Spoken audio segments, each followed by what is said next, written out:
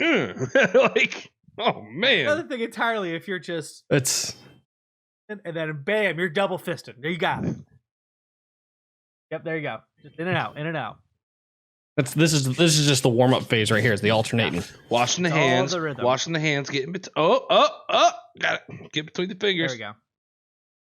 Amazes me the human body is capable of that. Wow, after watching Amazes me that somebody any- try to reverse birth himself. What is this podcast?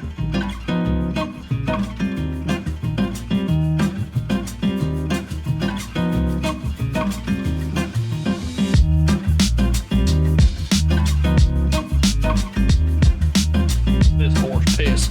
It's up there. Well, I think it's time for a clink. There's a clink, clink, clink, clink, clink, Pouring clink. Oh, right no, Mark's now. late. Oh, we right gotta get in back the it. middle of the clink and the clank. There we go.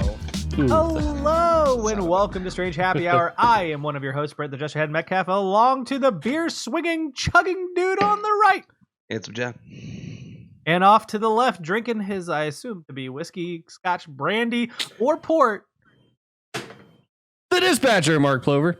There we go. He really peeked out on that one. I love it. I thought you had more to say on that one. Come together each and every week to discuss with you the very cool tech news as well as this super nerdy video game news. But of course, we don't have time to discuss all the news that happens. We don't have time to talk about how the Dexter television series is coming back for one more limited run season. That's neither tech nor video game news, but that's part of what we go through.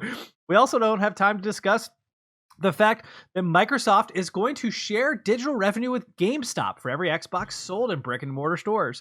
We also don't have time to discuss the fact that NBA 2K21 includes unskippable advertisements in its load screen. Probably should. However, we do have time to discuss what we like to call on this very show each and every week as we gather together under the spoopy theming. Spoopy. What we like to call the Important shit. The important shit. Got it first. I finished first.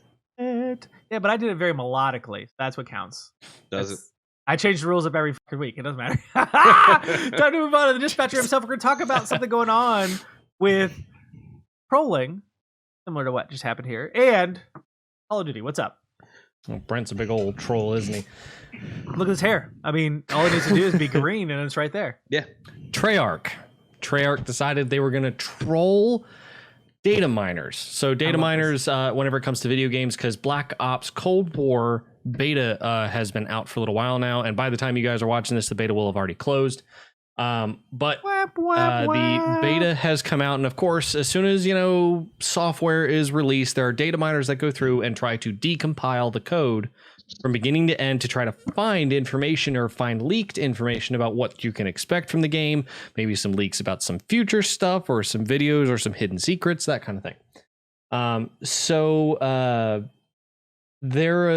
There was a wonderful trolling that Treyarch decided to give to those data miners, where they threw some bit.ly links into a TXT file, just a plain text file, with some names that said season config as a variable name, and PC dev underscore god mode, and loot boxes underscore config, and MTX underscore config. Just some straight up trigger word type variable names that you could throw them. And those bit.ly links all took you to Rick Astley's Never Gonna Give You Up. Rick rolled the shit out of them. I Never can gonna love let it. you go. I love it so much. It's amazing. I'll tell you who can't- doesn't like being rickrolled. Brett, the Just Head Metcalf. He doesn't like being rickrolled at all. I've never been rickrolled once a day in my life. Are you kidding me? I rickrolled our entire document. You were like, "What is this, John?" You were He mad. did. I did. I do remember that. That never happened. Yeah. I thought it was great. There's no evidence, nor is there video evidence that you could ever say this happened.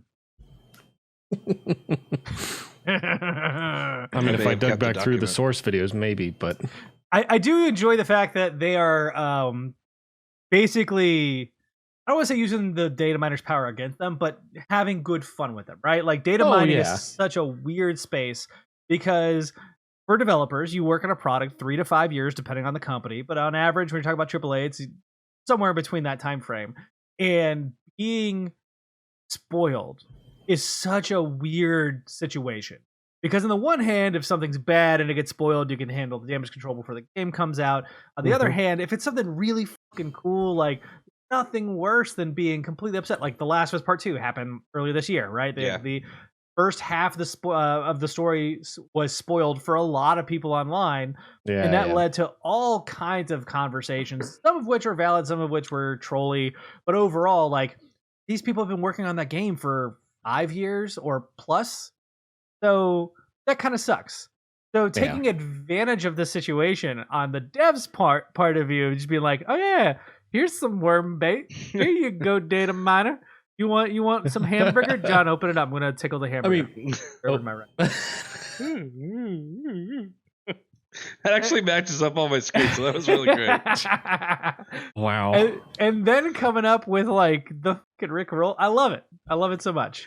Well, the funny thing is, like, it's not just, data miners for, like, spoilage purposes. It's also people involved in news too. They're like, oh, maybe we could get a chance to look at what the loot boxes are going to be, what the ratios are going to be, how many legendaries, what do they look like? Maybe we'll see what, names of them.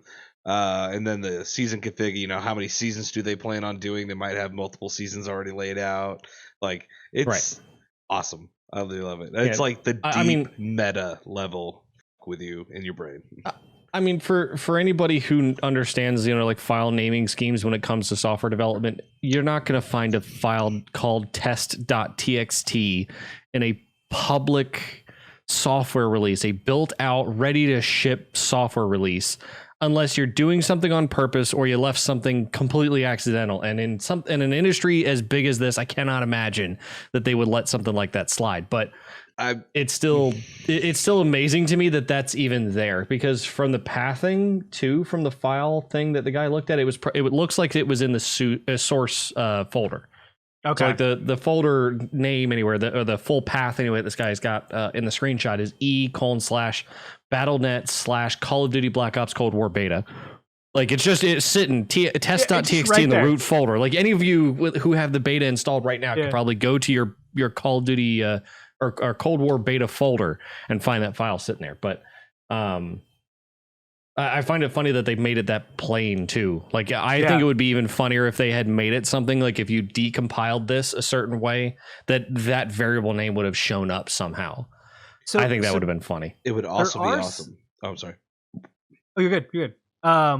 There are some devs who do screw around with this, but they're usually indie, right? Like Scott Cawthorn, who's the creator of Five Nights at Freddy's, has for literally years now, I think we're on 7 years since the original game released, like he does nothing but whenever he drops a new game or he changes his website, because he manages his own website, he does these little things where he'll leave clues to the next game.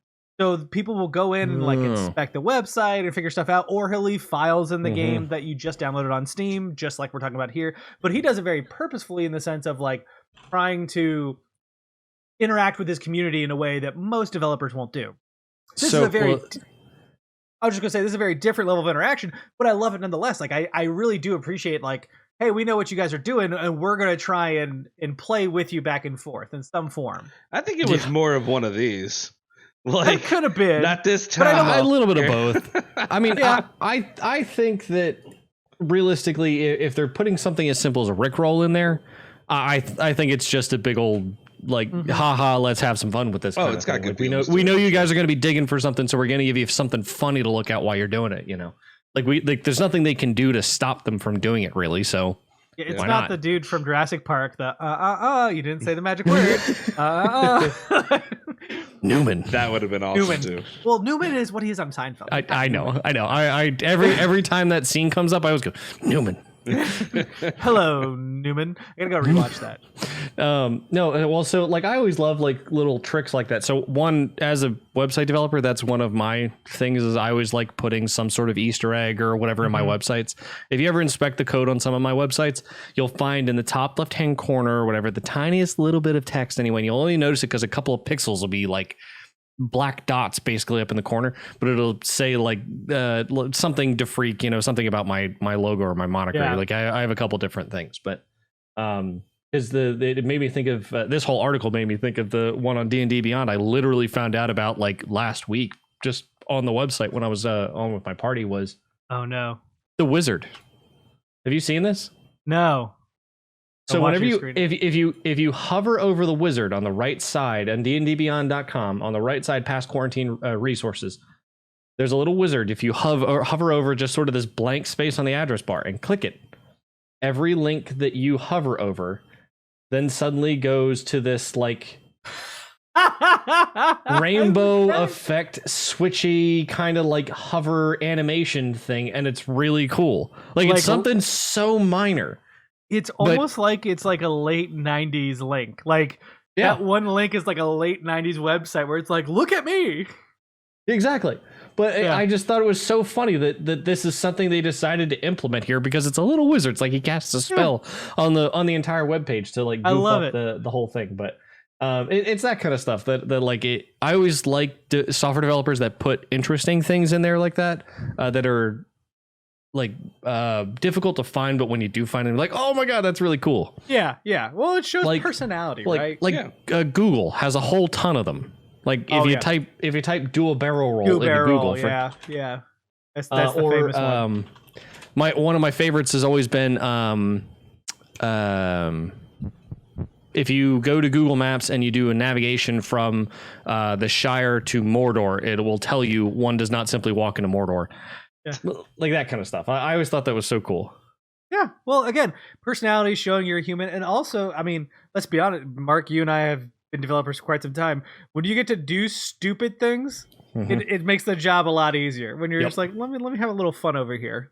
So Let me spend an entire day doing something but building in an Easter egg that some guy somewhere is going to discover at some point. You're going to see it pop up on Twitter at some time. You know, like I think that'd be really cool. John does the same thing, but he programs the touchscreens on vending machines so that if a certain combo is entered, it shocks the person. Or shows them a middle finger, one or the other. One of the two. No, his bare I ass. can, Actually, I think I that would can- be more likely. Actually, you know what, Mark? You actually know. I could probably get you I can get you the source code for the programming. I would like to try to actually see if we can get something in there. If you type in a certain code, then you go 69 enter, and then I'll. So it's important Right. to note that he manually updates firmware. Yeah, like I have It is access possible to to all do of so. their code. I would put that love out to there. do that. Gosh. That would be awesome. 69 enter. Nice. But really cool. I hope this kind of becomes a Nice. little annual trend as we continue to get Call of Duty. Mhm. Um, Not just Final Call of Duties. thoughts? I would like this to be sort of a thing for Oh, every 100%. every yeah. game developer out there. Be Yeah. fun, be interesting. Let your developers do something weird for a change. Promise you, they will enjoy it a lot. They've never been able to Mhm. be weird before. Not in public. Not in an Absolutely official they standpoint, okay? No, most of them- if you go with the stereotype of developer, they're introverts, they're code monkeys. That Yeah. feed Mhm. them, shit 'em, keep them. Here's a Twinkie. Snowballs. Please let us know I hate what you- snowballs. What you think about the rickrolling of the data miners on Call of Duty Black Ops Cold War beta demo? What are they calling these Beta. things? These days? Beta. Remember, demos don't exist currently until xCloud. Beta. But it's time to move on to. Please feel free to mention the comments floating directly above my chest, because this is right here. Ignis, he's from Final Fantasy 15. Off. I found a new recipe. Only anybody who played that game will get that joke. Time to move on to Oh, John. there's cooking in it. And Randy Orton's fucking up the world, John. What happened? Randy Orton's tattooed is dividing courts as gamers prepare for upcoming generation. And I can't believe I found this on Yahoo Sports, technically on Twitter, but it was on Yahoo Sports. So essentially what's going on is late last month, this district court judge by the name of Stacey Yandel denied a motion for summary judgment by Take-Two in a copyright infringement case brought by a former tattoo artist, Catherine Alexander. She had done 6 tattoos between 2002 and 2008. They were like tribal marks, Bible verse, doves, rose and skull, like nothing like crazy, right? But unfortunately, Orton has appeared on WWE's 2K series, and they render his tattoos, which they got the rights to for his persona, likeness. his likeness. And so of course they did it, and she comes back and she wants a piece of the pie because of his tattoos. And in fact, Stacey Yandel wrote that in September 26th, WD would have rejected Orton's video game persona if it appeared without his tattoos or appeared with tattoos that were different than Orton's actual tattoos, which I find is quite a stretch. Because I don't know if they actually said that or if there were some liberties taken with the judgment. It may have been contractual and they may not be able to talk about it completely. It also could be them just that was kind the of judge. boasting. That was their finding on it, but right. But I mean, like that may have been a quote or something listed in the contract that the judge has been privileged enough to be able to read as part of this lawsuit. You know, to say that they had to, you know, like that was part of their agreement. Well, and it gets a little bit more interesting because there was actually multiple cases involving tattoos within recent times that actually back to back damn near. Take-Two paid a license fee for WWE for what it believed to be the right to invent Orton's avatar. So that is his entirety, like who he is, what he looks like, his personality. And they paid Orton for the right to license his name, image, and likeness. And Catherine Alexander maintains it was unlawful to exclude her from the sequence of payments. And she never licensed a tattoo to be replicated, though I also do not necessarily agree with this in terms of you don't need a license to replicate necessarily. In the world of tattoos, there's no law that says that you have to pay them in order to replicate a tattoo. Yeah, unless they have some sort of copyright or something tied to it. Yeah. Right, and it depends on the agreement, I guess, that's made when the tattoo artist actually prints the tattoo into the person's ink or inks the tattoo into the person's skin in the first place. And therefore it becomes a part of them.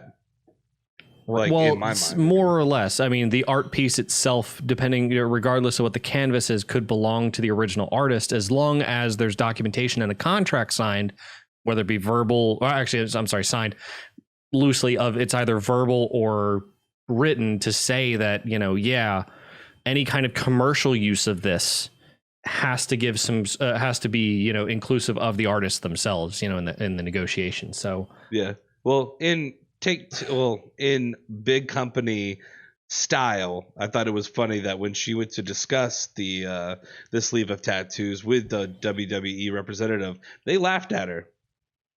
Yeah, well, I mean, the rest of it said they offered her. They offered her $450 for the rights. Yes, and she also declined that $450. That's a big old slap in the face too, I guess, to any artist for licensure of your artwork after the fact, you know. Well, but we're gonna get through the rest of this first, and then we'll have our discussion. Take-Two contends that Alexander misunderstands the law, and the publisher insists that they license Orton to display her tattoos as a part of his own likeness, and as inked by needle into the dermis layer of Orton's skin, which is altered as pigment, arguably became a part of Orton's body. And under this interpretation, Orton granted WWE the right to license his likeness, tattoos and all. But in a New York federal judge in March, Solid Oak Sketches v. 2K Games, Judge Laura Taylor Swain held in favor of Take-Two in an analogous case involving tattoos of LeBron James and other players in NBA 2K. She concluded that tattoos realized that their designs will be publicly displayed, and because of that, she saw differently, and I don't necessarily disagree with that argument, but here's the thing that we come to. Do we agree with one side or the other? And they had, in this article, they had talked to a professor from UNH Franklin Pierce School of Law. And basically what he's saying is, in short, is that basically whatever the normalcy of tattoos and what's expected of them should be what's upheld. So normally you don't replicate tattoos in this industry without either being paid or something. That's what the standard should be. The normalcy of the industry is what's going to set the precedent for a legal precedent for every bit of artistry or tattoo artistry specifically from now forward, unless another judgment is made further. Well, and there's some other arguments based on like how much does that actually, how much of it is actually of this product is that tattoo of importance. They tried to come up with a percentage of the actual data, which I think is hilarious. It's like it's only 0.0000431% of the entire data stream. Like it's so minuscule, and I'm like, yeah, well, that's one way to make it look small.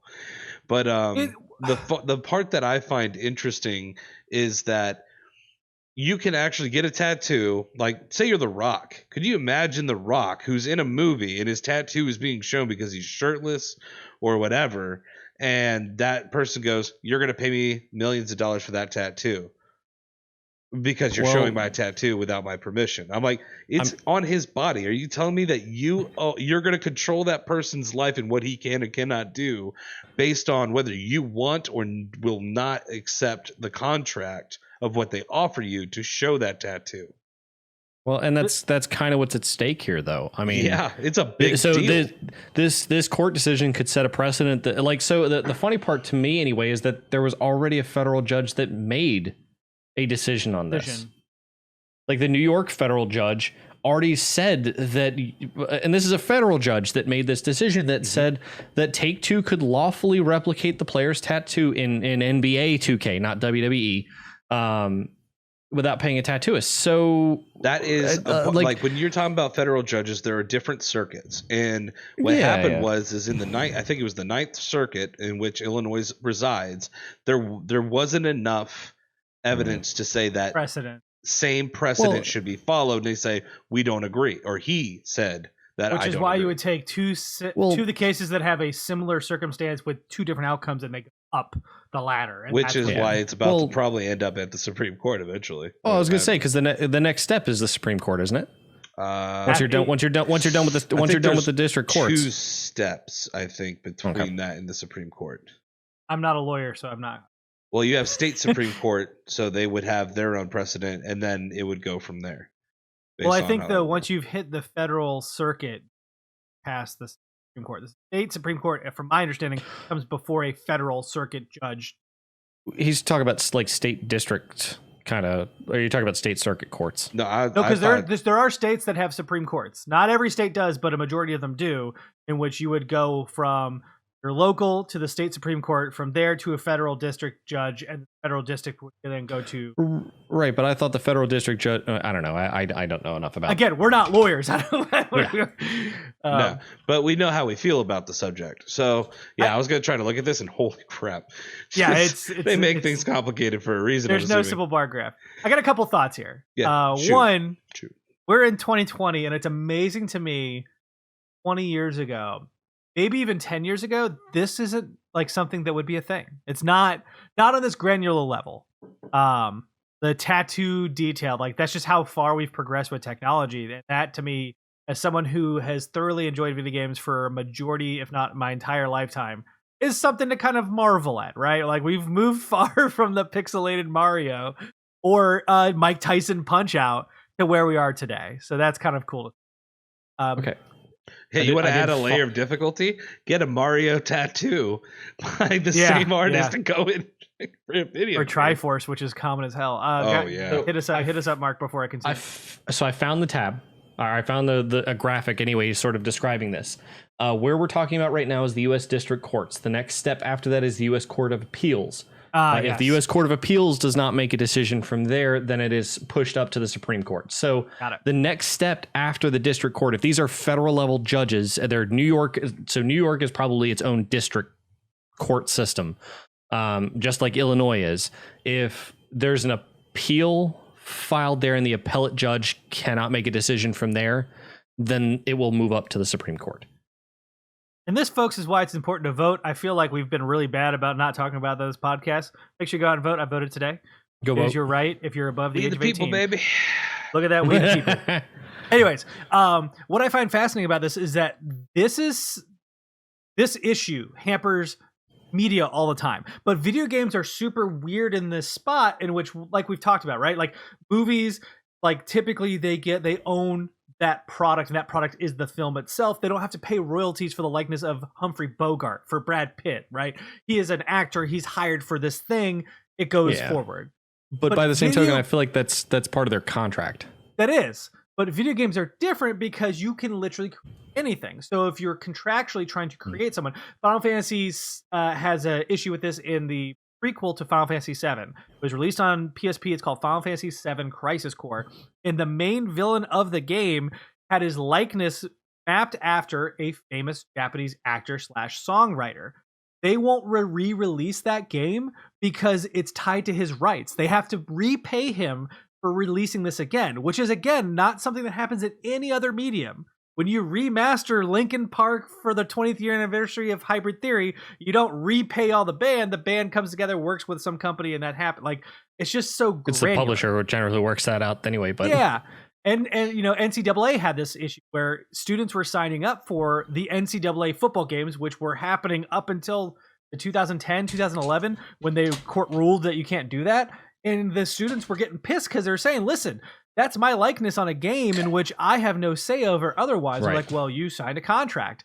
So Yeah, it's that a was really screwed up too. yeah, it's a complicated situation. However, I do think personally, I look at it in the same way that I would look at the likeness of a character in film, right?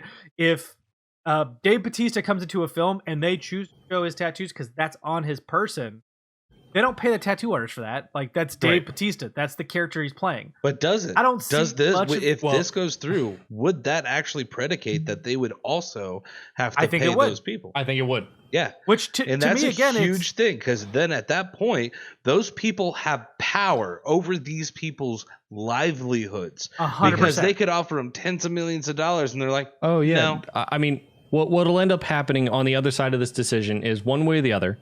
The way that I see this going is if it rules in favor of the tattoo artist, is that you'll see a bunch of people with tattoos suddenly going back to their artists with contracts or absolvement agreements, basically, that say you do not claim any ownership rights to this whatsoever. Regardless of what media this ends up in, I have full ownership, commercial or otherwise, of this tattoo or this piece of art. again, because I that think means- that that means you're precedent ruling- almost makes them equivalent to a slave. Because and the problem is that until you get an agreement like that signed, I think that's the issue you're going to run into, and then that'll cause a whole other rift of competition we completely allow you to have full commercial or commercial or personal use of this particular product, this art piece now, even though it's attached to your body.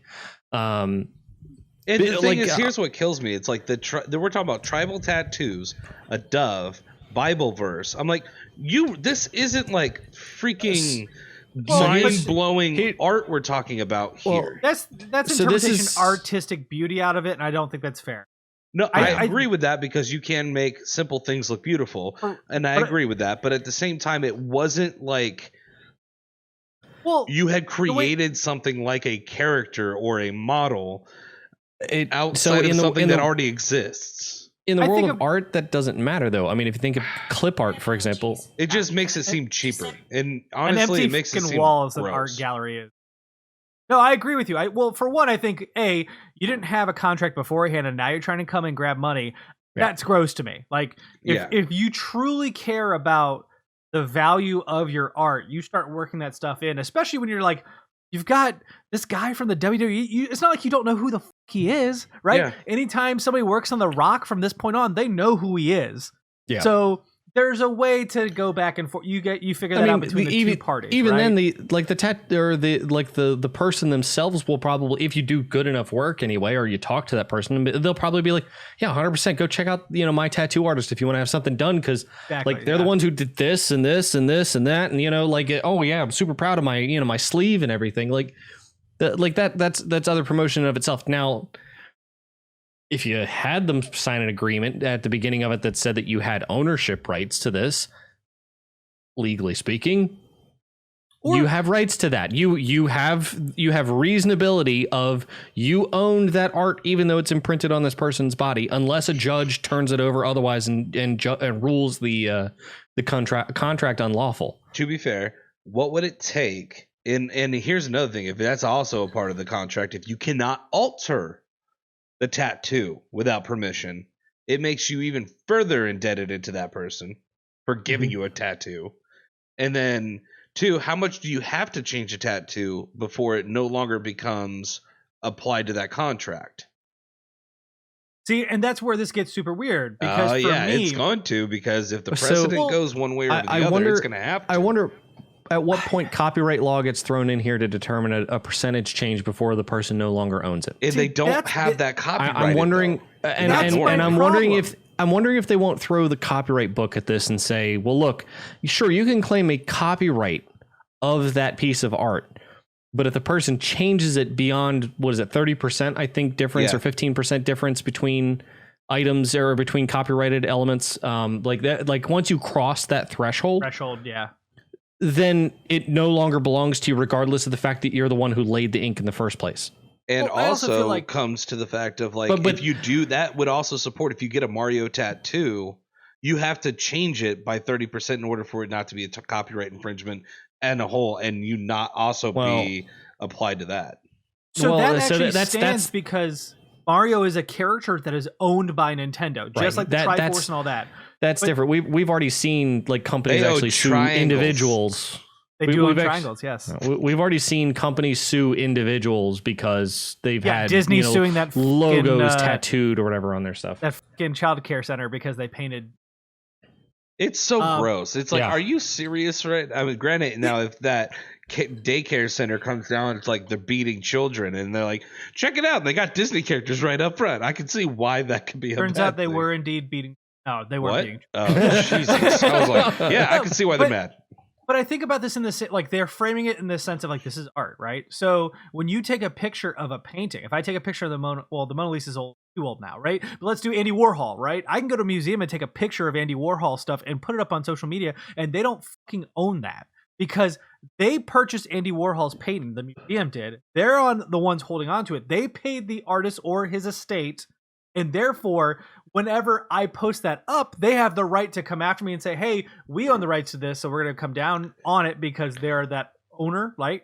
In this instance, that would be the person's body. As the person's body, they can go around and say, hey, WWE, I'm not comfortable with you showing my tattoos, but I don't see in any way how the artist is because they've sold their work. Again, you're not right. contractually obligated. You There's paid for nothing their as far as we time. know. And the service, like the entirety of it.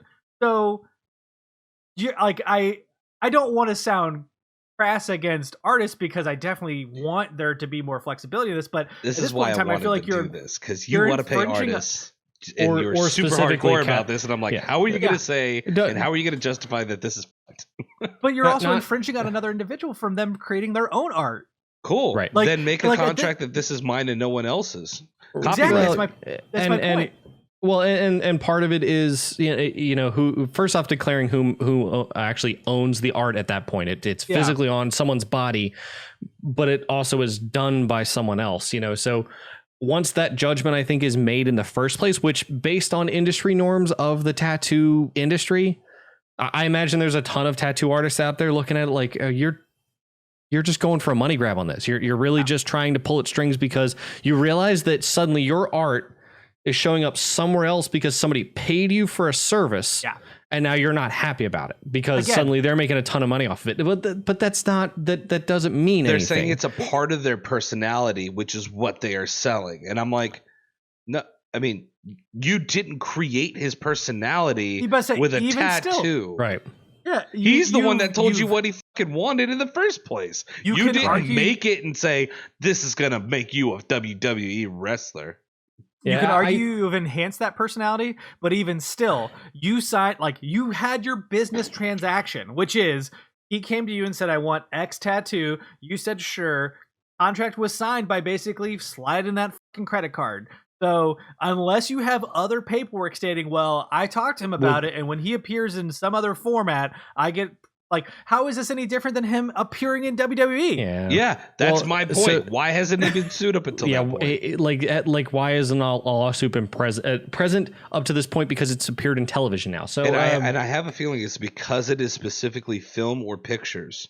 I think there are protections for that because I mean, again, The like, digital medium is a I don't, weird space. I don't think that because there's it's new enough. necessarily protections for that. I mean, there might be contractual protections, but like I don't really think there's protections for that. I think it's because video games are ruled as a different form of artistic, like it's a recreational, or the artistic style of the tattoo had to be recreated specifically, and that is what they're talking about, is that you recreated my art of that person's body, or that I put on this person's body by rebuilding this person's body in another form of art. See, I think that's what John means, though. Yeah, well, exactly. And I think the key here is there's not protections in the straight sense of the law, right? That's why we're sitting here talking about it, because there's not. Right. It's protections in the assumptions of the medium. The assumptions right now is that we treat it like film, and that's what everyone's been doing. This artist is challenging that. We will get a definition by the end of this. Gross that you can't get a tattoo without someone saying you can or cannot do something with my body. Which, by the way, being a female, I know that you don't like that when other senators do that. So why are you going to do it to someone else? Just putting that out there. The only reason I guess I mentioned, you have morals, I guess, you don't. The only reason I mentioned, I guess, the difference between film or television and game development here specifically is just a paragraph anyway in the Yahoo Sports article where it says Orton has appeared as a playable character in the WWE 2K series to render the 9-time WWE champion. Take-Two digitally recreated an in-game reproduction that maximize realism, including with respect to Orton's tattoos. I'm curious if they're not stating, because games are considered generally a form of art. No different, to be fair, than film or television. Media, we can lump it under media, right? But I think the grab here is that the recreation of the art had to be done, not necessarily the fact that it was used in Orton's likeness specifically. Well, and that's where I'm saying the assumptions are what are the protections, right? Like the assumption right now is that you treat it like a film in which, hey, he's being filmed. That's technically digital, but it's not like somebody actually sat there and designed out the art again in Depends on the film and what you're trying to do, because sometimes they have to for CG purposes, maybe. Yeah, but WWE doesn't work that way. As far as but I mean, like Dave Bautista worked for WWE and also shot a bunch of films. Same with The Rock, right? Yeah. Like they have their own contracts with WWE, but they also are their own individuals. Like John is saying, they have art and jobs and other things they do outside of their contractual agreement to WWE. So in those instances, it's just super specific that they're targeting this individual. And granted, maybe it's because Randy Orton's not in a whole lot of films, right? As far as I know, he's like been in one or two, but mostly in WWE. So the only argument is the video game medium over something that would CGI create. Realistically, like the Orton has barely anything to do with this lawsuit in the first place. He's not the one targeted by it. He's merely a bystander that happens to be the canvas in this. He's not a bystander when he gave away rights to something that the court decides that he no longer had the rights to. And it's a scary precedent to say that you no longer have the rights to your own likeness. So that would be a follow-up lawsuit. That would be a follow-up lawsuit depending on the decision. I mean, if the decision's made, sure, that the original tattoo artist does own it, which again, in what seems to be a collective opinion of the three of us, no, she doesn't own the rights to that. It belongs to somebody else. That's an industry standard kind of. Actually, I don't know if either of you have tattoos. Do you? No, not ones I'm willing to show. Interesting. I have one here on my chest, and there is nothing that I signed that said that my artist owns any rights to what's printed on my body. There's nothing that says, to be fair, that I own all the rights to the art that's printed on my body. However, the assumption is that if I go on camera, if I have myself reproduced in a video game, that I'm not going to have this sort of thing done before or done back to me, like it. And if you want to lump, video games and television and movies together in a form of media, and again, this is up to the judge to make that decision, then yes, 100% the precedent and the industry standard of this over time has been, no, this is generally allowed. The person who has the tattoo owns the art. I also just find it interesting that the Illinois judge would not automatically go based off of the precedent set from the New York judge on the NBA 2K case. So Illinois. with also Take-Two. I'm surprised that their lawyers have probably hammered on this pretty hard of like, look, we already have a precedent set with the New York district judge. Why is this even an issue now? So I don't know. I'm interested to see, I guess, like what kind of decisions made here, because there's going to be an entire industry shift after this. Well, Cannot with wait to two see. federal judges making different opinions, even with an appeal, I don't see a way in which it doesn't still go to the Supreme Court. Yeah. It depends. Again, if the appellate judge also upholds whatever One or the decisions made here, assuming there is an appeal in the first place. But if the appellate judge upholds this decision, short of them reversing it anyway, then it won't go to the Supreme Court. So, well, I can tell you right now, if the Illinois judge upholds what he's talking about, UK is going to appeal. Yeah. Hands down. They're not going to sit there and It's let just that. such a dangerous precedent, and I'm not okay with it at all. Like the fact that someone could 2K? literally decide whether you can and cannot do something based on a tattoo just infuriates me. It's just such a strange thing, because again, like you want to attribute yourself as an artist, and I think about traditional art, And they got paid for their art. well, exactly, right? Like again, like if I go and commission some random local artist, and I have that painting, I can put that painting on this podcast every fucking week for the rest of time. You mean like I the can ones right literally put behind you? Well, those aren't. unless part of the Yeah, so they're agreement that you posted. sign whenever it's commissioned is that they own commission or commercial rights to it. The key is like Mhm. what happens at the time of it, right? And so if I go and they say, "Hey, here's a painting. You gave me money. We're good." Then I can put a YouTube live stream till the earth explodes on that painting, and they can't do shit about it. Even if it gets so millions of views and I get a bunch of advertising dollars off of it, they literally have no control over that. Yep. Like that's The just only how reason the you're industry works. famous is because of that shirt you're wearing, Brent. Okay. I know. It's because I look just like a new recipe. But it's like that's with that kind of logic, it just boggles my mind. It's like you didn't sign any special agreement. I would assume at this point in time we're going to court for two separate instances. Now I know the NBA is different than the WWE, but like at this point in time, there's no way 2K is not coming out and being like, but or the it's woman at least, right? Hey, I've got a contract.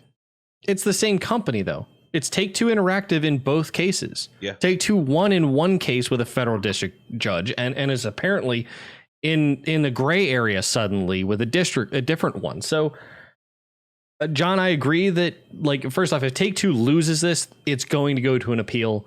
And something tells me that an appellate judge in that scenario is probably going to go, not my problem. I'm going to send this up to the Supreme Court. Yeah, like I don't want to deal with this kind of decision because realistically, it's already been made in one decision. Now suddenly there's a secondary decision that's in this favor. So we're gonna let currently 8, maybe 9 people figure this out, on themselves. So this is why I couldn't be an appellate judge, because I would look and go, "You fucking dumb, go that way."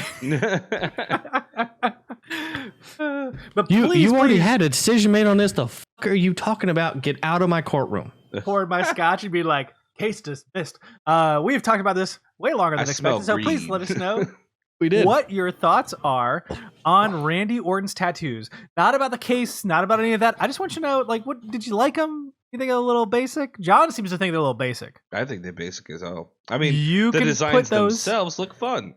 I mean, Are they I think basic comments- ideas? I think the way the Mix Mash looks on his arm anyway in the sleeve, I think that looks good.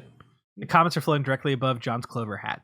Now it's time to move on to the final topic of the show, which is my topic. I'm greedy. This one is actually going to be relatively quick, I think. Yeah. But I did want to showcase this because I'm very excited about a few of these things. Sony has finally given us a glimpse of the PS5's UI. So they dropped a 10-minute video, which you can find in our Google Doc, which is in the comment section. I'll put it in the comment section too. Don't worry, baby. Right in the description, floating directly above my quaff, but right below the top of the Jurassic Your Park queef? poster. So it's like somewhere right here. I didn't queef. I ain't got no pussy over. It's not a cuss word. Don't put it on there. Thank you. I wasn't intending to. Well, they showed off the UI, and there's some interesting changes here. So the one big thing that Sony has talked about is that they want to make the game the largest portion of the screen space. You will always be available in the game. There is a main menu, but no longer if you were to touch the actual.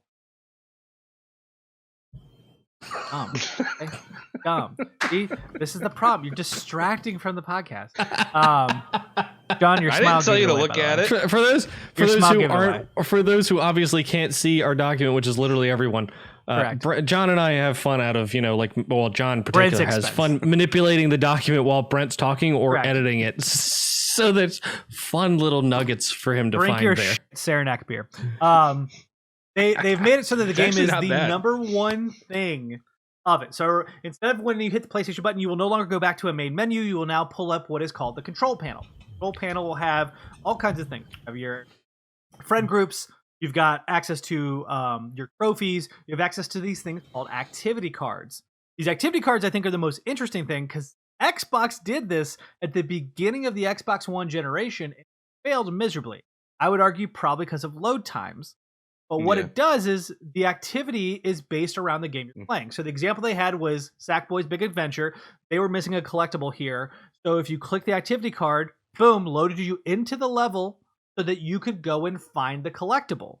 So anytime you are trophy hunting or playing through a game and you're just wanting to 100% it, these cards can pop up and it's all developer driven. The developers can choose to do so. So the thought process here is like Demon's Souls is coming out at launch. I doubt we're going to see a whole lot of activity cards from Demon's Souls, but you'll see a lot of stuff from Spider-Man or Sackboy or whatever game wants to be driven. And games that are like Dreams or other things can push activity cards relatively easily to that control panel. So they can show you the top 5 picks without actually having to display a top 5 at the beginning of the game, giving a lot more freedom to the user to kind of go where they want, while also giving feedback from the developer to the user in a way that doesn't require them to be like obtuse or in front of you. I love this. Okay. Huge fan of the activities thing. As a trophy hunter, for one, like being able to go, oh, I have 5% of the collectibles in this level. Let me go into there and just hop right into them. Yeah, it's like fast travel on steroids. It's like even if there's fast travel in the game and they put an activity there and it takes you there, it's like, well, you didn't mean to, but here I am right now, and it takes you directly to, or you can't find it. You're like, I just can't find it. I'm done. And it's like, boop. And it's like, well, I saved myself an hour and a half. This is still going to be something for the developer to implement too, though. Correct. So if they really wanted to be like, for example, with like Assassin's Creed might be a good example where they may want you to try to venture 100%. Across, the land or go a certain distance to find something. It may not be a fast travel to get there. It may just be, nope, you load right back into the game where the hell you were, and then you go find it. Correct. Yeah. So the beauty of it is that, in my opinion, is because of the developer-driven aspect behind it, games that want to be more friendly to users, they can, without, again, having to be obtuse in the game. I think that's incredible. I think that's one thing gaming is very bad at, right? Because you're typically kind of focusing the player on that game. We've never had this level of speed on a grand scale, right? PC's been able to upgrade for a while, but every user has access to this thing. They can all have the same user experience. Yep. This to me is big, which leads into the second thing, which is dev generated help in game. So one of the big things they also showed off was that if you are looking for said collectible in that activity, the developer can also create these help tutorials. They can be videos, they can be walkthroughs, they can be all this stuff, and it's available to PS Plus members only, which is very key, important. It's not available to everyone. Pay your $60 a year, but you can pull up that help guide and then pop it to the left of your screen, the right of your screen, however you want, in a video, in a format where it's easy to watch on the same screen. Picture in picture. Well, it's not just picture in picture because they literally took over like the left side of the screen with text walkthrough and then the video playing at the same time. But what a great way, one, feed into your PS Plus subscriptions. I'm sure that's going to make them some money. Yeah. But two, like I'm thinking of, we've got a friend, Sean, and he's got 2 kids who love to play games. They don't want dad's help. Like they're getting to that age where like, no, I'm independent. I can do this myself. So why not teach them, hey, if you're stuck, you don't need to call me. You can just do this thing. And boom, all of a sudden they're able to get past this tough platforming level. or they can find the secret hidden thing, or like whatever, right? Mhm.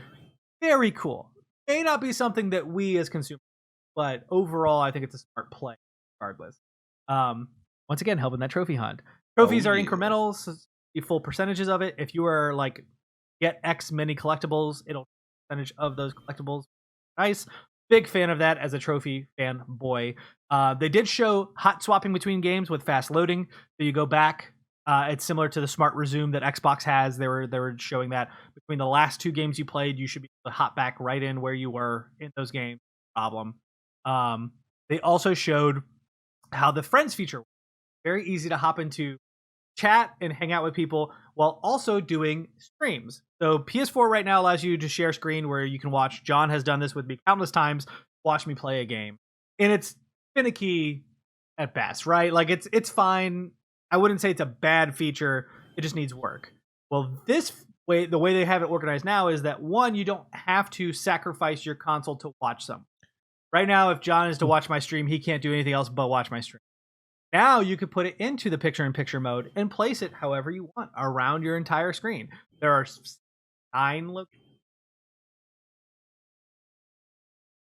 8 locations total that you can place it around your screen. 4 corners. Yep. Yeah. You look like you're questioning me. I was trying to think. I was like, how many positions could there be? I guess 9 if you wanted one dead center in front of you. Exactly, which you don't. So you have 8 locations where you can place this, and that means don't judge how I want to play games and watch my live streams. Damn it. Fair enough. You can at any point in time have your friends, and you can be watching their game while you're playing. Now, it gets dangerous when you're playing multiplayer games. I totally understand that. But overall, when John's like, "Hey, you should check this out," or "Dude, I'm about to do this really tough boss fight," I don't want to interrupt what you're doing, Brent. So here, you can watch while you're, scrolling through your. Well, like a lot of times we're grinding on games, like we're just going through something. It's like, oh yeah, I would love to watch you like just passively do this while I just smash buttons because RPGs are dumb. So Discord actually let us do something like this recently, or in the past month or whatever, where we had, I think, 3 of us all streaming to the Discord server of our individual POVs while we were playing Rocket League, doing the same sort of aerial difficulty map, like trying to progress through it. So each of us could just sort of jump between streams while we're playing too, to be able to see what's going on. And I like the idea that, like, for example, for the 2 of you, if you're playing, but also watching each other simultaneously about how to do something maybe in single player, you could have each other's streams up and be playing on your own on screens by yourselves too. So. Well, I mean, especially we're playing the same game. Like, I cannot think of how many times, John, you're just like, we're going back and forth of like, oh no, if you go into this corner over here, and you like trying to explain it, where it's like, no, let me show you. Yeah, it's like, go take a right. Yeah, there, it's right there. Yep. Boom. And it's instead right there. of being like, look for the doll on the wall, and there was a mask, and 100%. I'm pretty sure he picks his butt right before he goes through the door. While you're still playing too, so. Correct, 100%. And then there's a couple other smaller changes. The store is now integrated into the UI itself. It's no longer a separate app, which has been a downfall of PlayStation for a while. Xbox integrated this a long time ago and does really well on Xbox One with this. Very excited about that. See, I don't mind compartmentalization in this point where, like, I get that you're going to have DLC and stuff attached to this, but, like, at the same time, like, I also don't like a whole lot of clutter. That's my OCD. So it will still have its own tab. You have to go over to the store. And when you go down into it, I think the fast integration, when you involve it into the UI, the beauty of it really comes down to the fact that if let's say you're hovering over Ratchet and Clank and they have a new DLC, click down, go to it, and it takes you directly there in the actual interface rather than having to open the app. Then you have to load it up. Like the PS4 store is faster than the PS3 store, but it still suffers a lot because it's its own app that has to be completely front loaded before they can do anything. Yeah. If it's part of the UI, the second you turn the system on, it's there. So like magic. That usability. Where the lighter fluid come from. Where did the lighter fluid come from? The other big thing they were touting was the Explore section, which they said they're not quite sure, honestly, what they're going to do with it. This is fascinating to me because PS4 has an Explore section that I use, I think, more than the average individual. I don't think a lot of people use it. But right now, it's mostly used for checking on your friends, right? You need to watch people go. I'm glad you're chugging that vodka, man. You're killing it. But you get to go and check out trophies they've done or activities they've done in a game, but it's rarely used for anything overly interesting. More of a perusal in the same sense that you peruse Netflix galleries, right? Like it's like going through the Steam homepage, to be honest. Exactly, right? Like it's not unique. Oh no, there's deals and new games on there. Why wouldn't I want to browse that if I want to yeah. find something other than going to the free to play section, maybe? Correct. So having something more interesting there would be great. I hope they use the metrics. That's the one big thing Sony has been touting quite a bit is we're launching PS5 with this vision in mind. However, we have a lot of ideas and we want you guys to help. This includes the fact that they're actually going to be updating the PS5 firmware for fan usage based on player usage. As players continue to transmute that data back, they will tweak how the fan is utilized from a hardware perspective, which I found fascinating.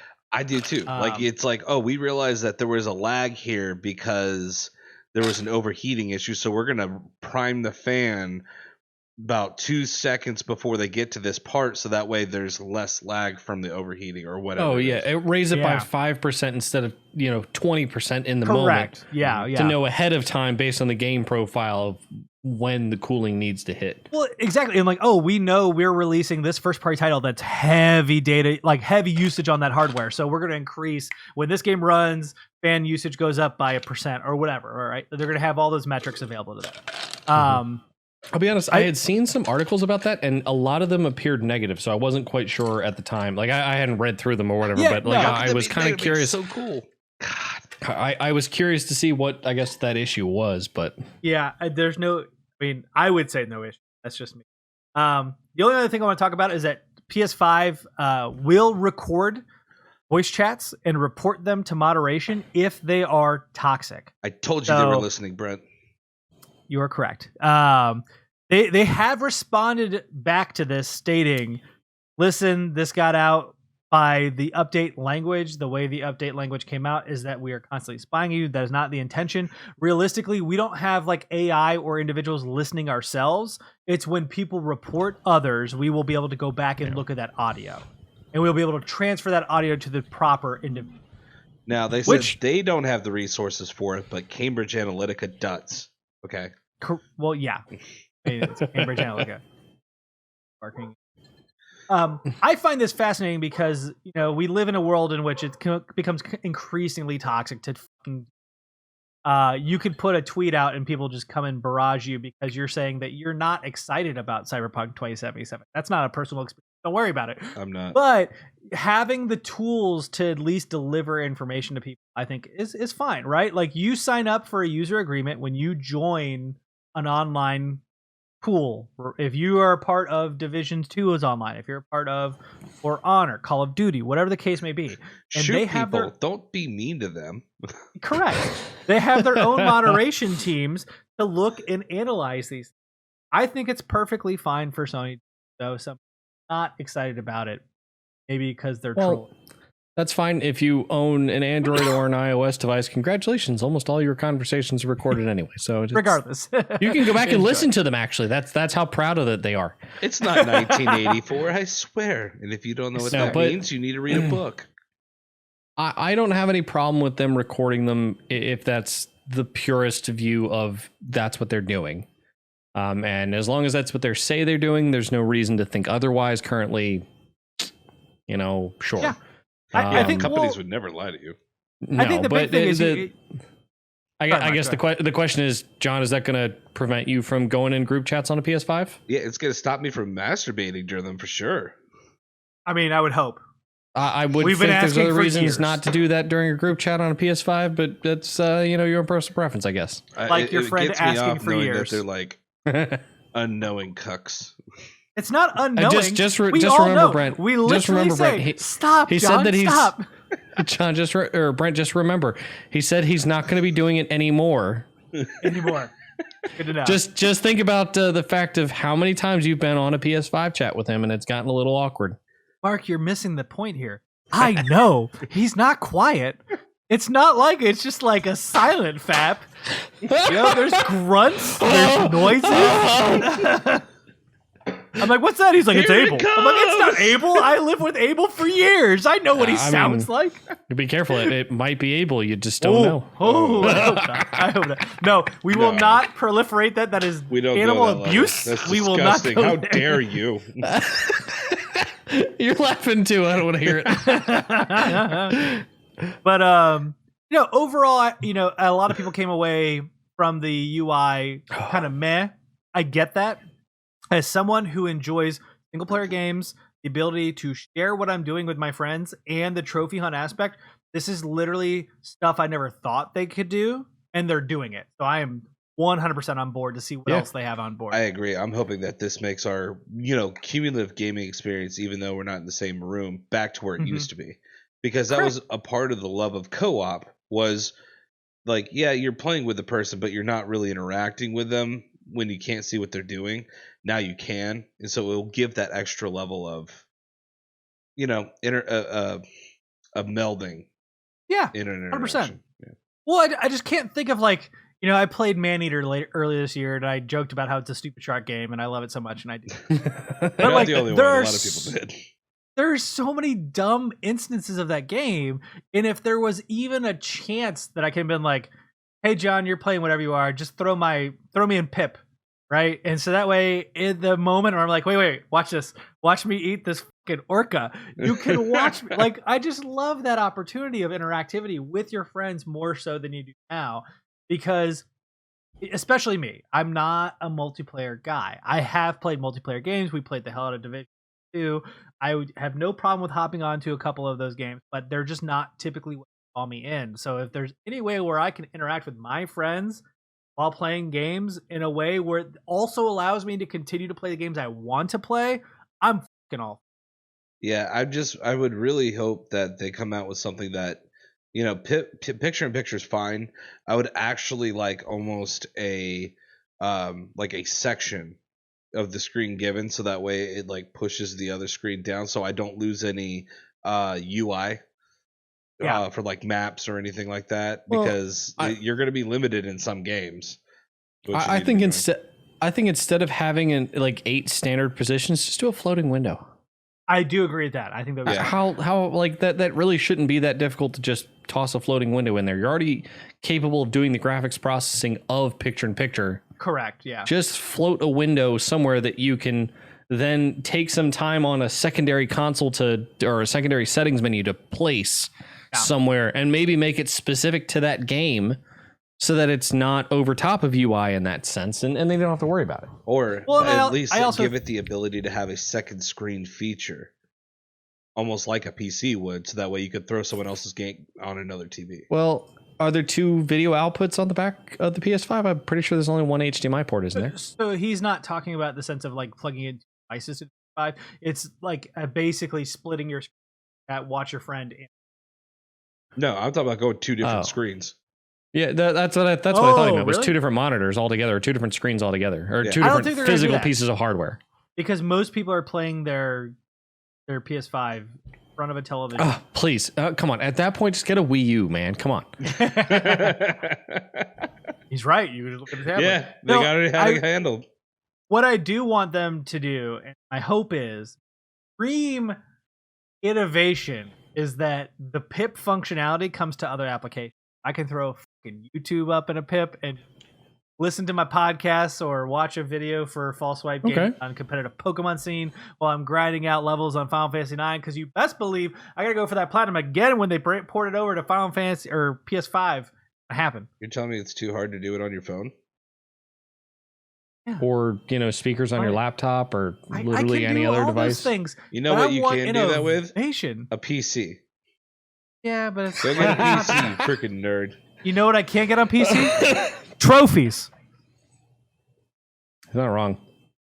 Yep. I mean, if PlayStation offered some sort of cloud gaming solution like xCloud, maybe you could. They actually do. It's called PS Now.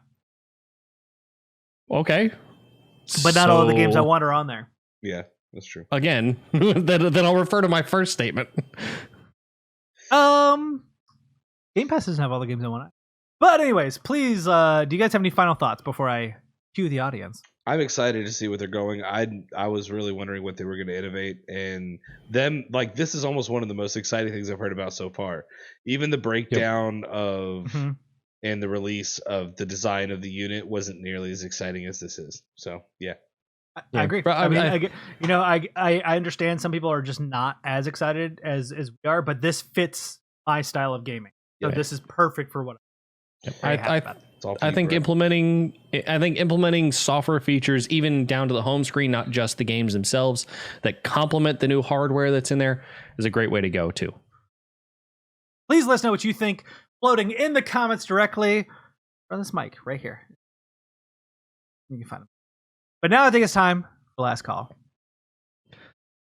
Speaking of wrestlers, last call! You don't have to go home, but you can't stay here. Of course, we are still in our separate bunkers. Are you crazy? People are voting by mail and going to drop boxes because COVID's on a third fucking spike. Get out of here, folks. Just kidding. Love you all. We are drinking our own separate special guest. I am enjoying a Robert Mondavi private selection buttery Chardonnay, which I'm not gonna lie, not that great. Gloria and I just had that like 2 days ago. I've Oh, had yeah? that before, Yeah. and it tasted like ass. It's fine. Like, so there is a Chardonnay called Butter, But which is the best Chardonnay I've ever had because it is straight liquid gold butter. This one's okay. I'll get to mine. Would that be the drink that that you had or the wine you had whenever we went out on a double date that night? Probably. Okay. Speaking of which, we gotta do that again. I know we talked about doing this Monday. I was very tired. I was gonna say I didn't hear anything more. I was like, all right, well, I guess. Well, he's you out of it, said so. you were gonna talk to Gloria, and then you never got back to me, and I was like, you know what? I'm just tired anyway. So here's what I can tell you: we're really busy for the next 2 weeks because we're about to go on vacation. So it'll happen in November. Okay. But when it happens in November, Okay. Saranac Porter. Move on. it's a caramel porter. How is it? Delicious. Are you lying? No, it's actually the only good Saranac beer I've ever had. So we had this discussion, Mark, about Saranac beers and how most Saranac beers sound delicious. And then you take a sip and you're like, this is the most generic version of what that was described to me. It's actually And it's a okay very at best. good mild porter with Okay. the caramel notes hitting you on the back of the throat perfectly. So it's not overly sweet. It doesn't have that fake sweetness tints that a lot of these places are using. It's not There that was fake one like gamer that girl one that we bathwater. had, the caramel macchiato. That thing was disgusting. This is the Yeah. natty light of caramel beers. Pretty much. It was that level. But this is actually a solid porter, and the caramel notes hit you in the back of the throat just right. I'm super surprised I found a Saranac beer that was good. Where'd you buy it? Harris Twatter. Right next to you? Yep. How'd you go with Harris Twatter and not the Teat? Harry Peter. Harry Peter's what I go with every time. Harry Peters, yeah. Harry Yeah. Peter. Okay. All right. Yeah. Yeah.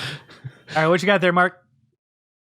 My big old bottle of Woodford Reserve. Oh, It's So literally as big as my head. my wife is trying to order on goldenbelly.com. If you've never been there, it is a Golden very Belly. unique website in which it ships to you gourmet food across the country. And they have So good. Woodford Reserve chocolate bonbons. Look delicious. She's like, I'm going to spend $100 on Golden Belly. I was like, yes, you are. Like, no, we are. And I was like, no, you are, because I'm not going to split that bill with you. I'm not going to pay $50 for these bonbons. Fatness You wanna know what intensifies. this coupon is? Get $45 off your first 3 orders. There you go. That's the coupon there. Now, I do recommend, because we had a pie-caken this weekend, Oh. which was a bourbon, or it was a pecan pie on top of a pumpkin pie on top of apple spice cake, all wrapped in cinnamon and buttercream. I'm telling you, like this Hey, big. Mark, check out the chat because I'm uploading it to you now. Yeah, it was very good, and hopefully we have enough images that we can show the audience. But yeah, delicioso. All right, moving on. Of course, you can join our Jesus. Discord. We actually just had a game night this past Friday. We are trying to continue doing that once every 2 weeks, as well as optimal discussion. I do point this out because the consoles are about to release. It is the 20th, which means we are less than a month away from both consoles coming out. If you have any sort of discussion, want to hang out with people, want to play with people because a ton of games are about to drop, please hit up our Discord. The general chat is rife with all kinds of interesting. I'll say not that this has anything to do specifically with our Discord, but we do have another type of game night coming up this coming weekend. Now we're doing an in-person thing, so it's obviously different, and we'll have content on this channel for a wiffle ball tournament. Yeah, boy. Ooh. I wish I could be there. You can. Moving on you to just our... have to. No, I'm going to be at my mother's house at 11 a.m. No, you don't. I've already talked to... It was arbitrary. Wow. It was not, actually. We have our weekly deal, which is a Humble Thrills and Chills bundle. This bundle actually came to me today, so it should be nice and fresh for our audience. But this bundle is actually really great because it includes quite a few spooky games. It's got 13 days less as of recording.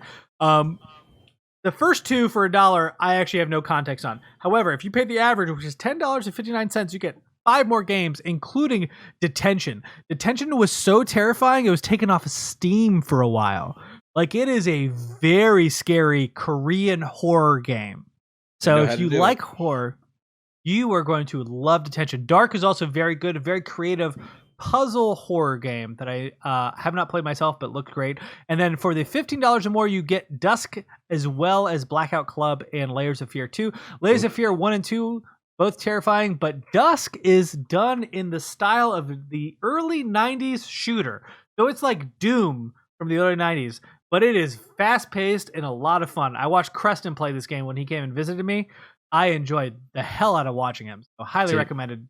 See, I have a hard time even thinking about buying Phasmophobia at this point. I'm not even going to come close to this Humble bundle. It's no way.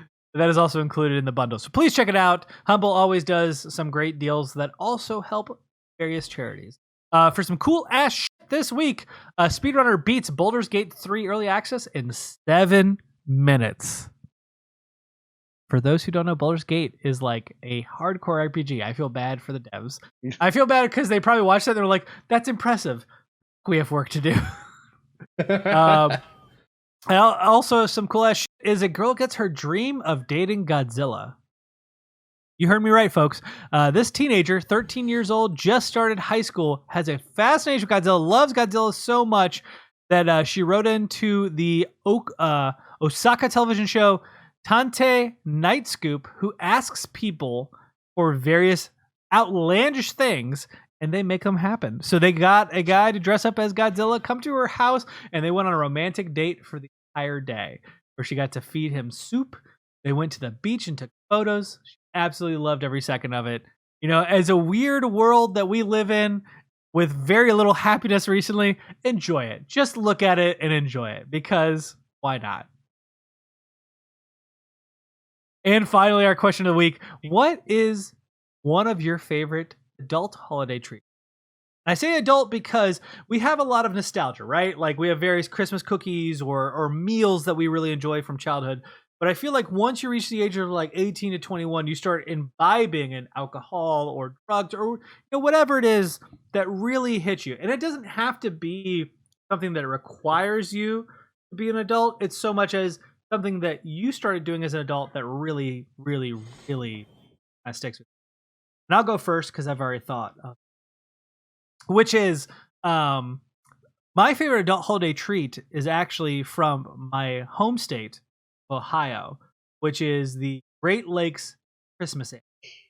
So Great Lakes Christmas Ale is a very spicy. It goes well with like a cinnamon sugar rim on it. And in Ohio, it is revered. There are a certain amount of kegs made. They go out to bars. When they're tapped out, they're tapped out. And I've gone I'm 31 years old now. So countless years where I've gone up there, had a great time in a nice bar, drinking Christmas ale. But my favorite thing has to be being here in the state of North Carolina, which is 6.5 hours away from my family. Finding it in Harris Teeter and being able to come home and share it, right? Like, John, you live with me for a while. He keeps forcing it down my throat, yep. Forcing it down his throat. I don't think John's as much as a fan as other people, but you don't say. I love this Christmas ale, and it is not Christmas for me until I've had at least one. Okay, fair enough. Honestly, the only thing I can come up with is edible lingerie for Christmas, but there you go. That's good. Eat it. Like, do you wear it and then eat it? Yeah, I wear my no. Nothing that touches my body is going in my mouth. Let me tell you. Nor should anyone else's, for that matter. I would never do that to anybody. I'm not a monster. No, I don't really have like a specific thing I have to do. Like I'm not a ritualist, if that pleases the definition. But Okay. I do what I want all the time. I'm not really restricted by seasons. So there's not like, I mean, I wear this shirt when I'm thinking about, I don't know, freedom. That's Freedom. about it. It's pretty. Saber, weaponized drones. So like, America. there's. Yeah. Let's take adult out of it. Like, there's not like a favorite holiday treat you have whatsoever. So the reason I ask is Like Okay, even so from there is childhood, not one. necessarily adult. There is one. okay. And my parents do it only during Christmas. And mom goes to a specific bakery and gets a cinnamon bread. And Huh? mom and dad make a French toast out of it. And it is phenomenal. It is one of my favorite breakfasts. And Get 2 loaves this year. Say what? Get 2 loaves this year. Yeah, honestly, I mean, it like the way to go get to this particular bakery. If you don't make almost like a month order ahead of time, you may not get in. Have they made their order? No, it's not Get time. 2 fucking loaves. Okay. I'm not being unreasonable, am I? No. I'm just letting you know the pre-order's not here. But it's certainly in this area. It is really cutthroat. People in this bakery, they get destroyed almost every day. And when it comes to Thanksgiving for bread or Christmas, it is like, I'm telling you, it's like watching Black Friday every morning for like a month. It's insane. God damn. Wow. God Yeah. damn. Never seen so many people get angry about carbs. But yeah, they do. I mean, come on. You've I been in love this my house. carbs, don't get me wrong. But I play the game smart. All right, Marky Mark, what you got? So as a kid, eggnog was always my thing. I'd love eggnog. Like even like as I got into college, like eggnog shakes at Cookout. Also very good. There you go. I'm gonna interject here. I love that Cookout does that for 1 month. They're just like, yeah, It's available just here December. Yep. just for December. Enjoy Just it. like their summer milkshake, the watermelon Which milkshake. the watermelon. They put Yep. real watermelon in a vanilla milkshake Mhm. for July and August only. I love that. It's awesome. That's I love awesome. it so much. Yep. Yeah. But I have eventually transitioned my eggnog every year into adult eggnog, where it is particularly any kind of whiskey or bourbon around. But rum is also an alternative solution. I prefer whiskey or bourbon just because that's. It I gives think it a good spice. that's all of our general flavor preferences. Not to say that rum isn't great, but rum is generally my second in line behind any kind of whiskey or bourbon I might have around the house there. And of Everclear course, is a I good always have to second. have I have to have a good sprinkling of nutmeg over the top. There you go. Oh, yeah. Well, I also think that eggnog is spicy enough, right? Like the spiced rum can be Mhm. very good. Yep. But ultimately, eggnog has enough flavor. Great whiskey where you get a little bit of that warmth Mhm. from the drink. That's what you're looking for. I've also now had Mexican eggnog where they put like also very cumin good. instead of nutmeg, and it has like some spices inside. It is Rum freaking chata awesome. instead of everything. Yeah, it's very tasty. Now I'm kind of picky on my eggnog though. Ooh, I like down here there's a lot of different options of like your generic brands, your Okay. PETs, your Food Lion brand. Walmart has their own through Daily Value and whatever else. Southern Comfort yes. eggnog.